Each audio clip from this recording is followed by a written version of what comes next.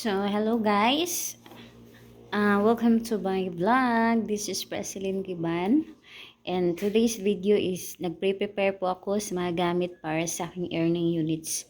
Sunday classes guys for education course. So, ayan guys. Ready na for tomorrow. Kasi Sunday bukas. First day of school. Good luck to me. So, ayan. Dito na ako sa school guys ng NDC. Early bird tayo ngayon guys. 6:15. So 7 AM yung start ng klase ko.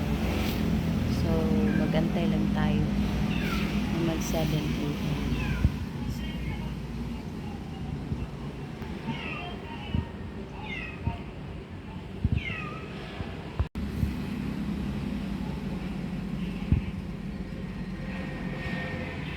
Ito yung front area ng NDC guys.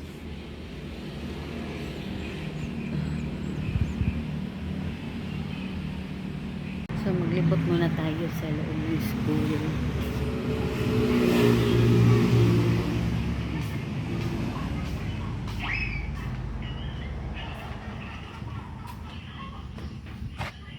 Ito yung building namin guys para sa mga earners ng units para sa education course. So ito close pa, 7 AM pa ito magbukas. Ayan, close pa, nakakandado pa. Ito naman yung gym nila guys.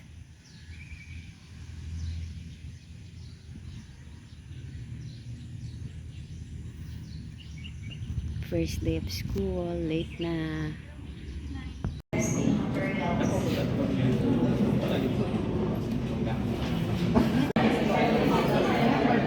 Reporting guys.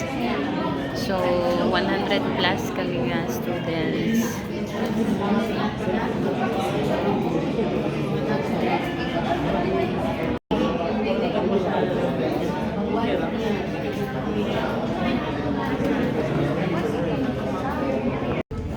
So we may start with lucky.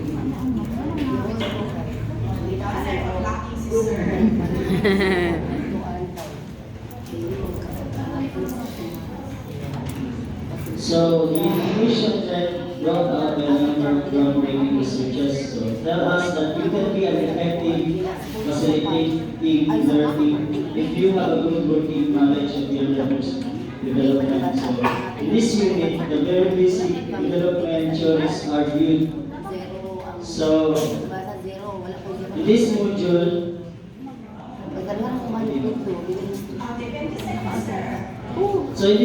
challenge yourself to describe Piaget's stage in your own words. Conduct a simple Piagetian task, interview with children and match learning activities to learner's cognitive stage. Pinapagugoy papel.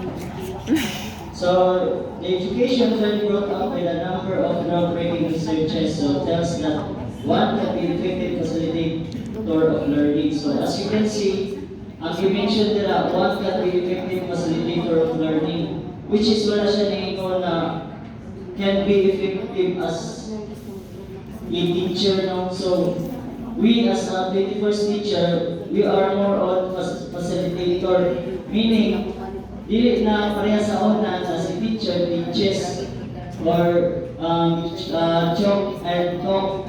So inana ta dati na sa to maybe mga year 2005 or 1990s, teacher are tend to deliver the lesson without any interaction sa student. But for now, as a 21st teacher, Mali to we are more on Mali tong ato because we have four types of learner which is mentioned last week. So the visual, which is the image presentation. So some students are learned by in a way of images. So dali lang sila makatuon sa visual. Some of them are auditory, meaning kailangan lang nila malunggan or na interaction between two So in terms of in terms of vocal representation, so one ang auditory na types of learner. Then the third type is reading and writing. So reading and writing is nice student, madali lang siya makatuon when in terms of kanang siya nag-isa, kanang magbasa lang siya or magsulat lang siya, di siya kasabot sa image, di siya kasabot sa mag-discuss yung teacher, pero once na siya na lang isa, yung ibasa yung notes, dito siya makatuon. Then another type of learning learners is ang kinesthetic. So mas dali siya makatuon kung i-actualize or na involvement of physical activities. So muna, we need to be an effective facilitator, dili effective na teacher na isa lang ako ang interaction sulod sa eskwelahan. Teacher-centered. Teacher-centered. Yes. So next, so sa itong advanced organizer, theories related to the learner's development. So, kaning 6 kabuok is mga theory siya about sa learner's development. Si Erikson, si Piaget, si Bronfenbrenner, si Vygotsky, Kohlberg, and Freud. So, my class today is from Freud.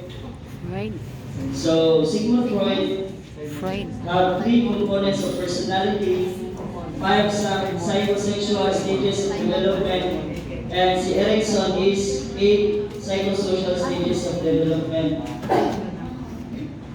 Si Jean Piaget is 4 stages of cognitive development, and si Lawrence Kohlberg is 3 stages and 6 substages of moral development. Lev Vygotsky on language and zone of proximal development. Si Yuri Bronfenbrenner is bioecological system.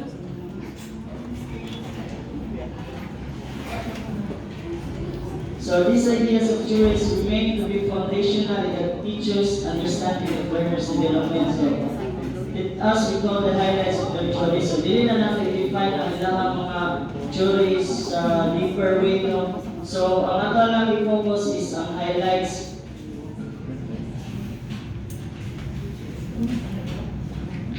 So Freud said that the mind is like an iceberg. It floats with some 7 of its float above water. So inside the idea in a statement, anyone, I know na naagianin niyo sa Natao College days, no, kasi raman ka mga minor. Yes sir, say mo ang idea about that sir. Idea of just like our mind is something that there is a consciousness of our mind that is very hard that we can learn something. But then the aspect is that when if we watch the movie of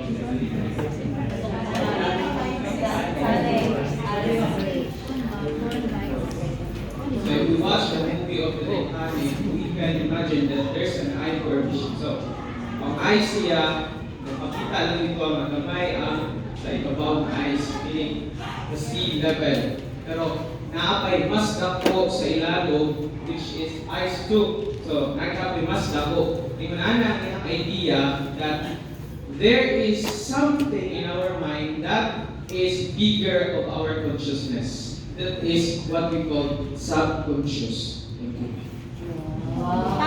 Pakpak. Very good. Thank you sir for that. So, may natin mo na Naminaw. go deeper sa subject sa psychology. Kung sa'yo mo ang bachelor degree? Mao di ay.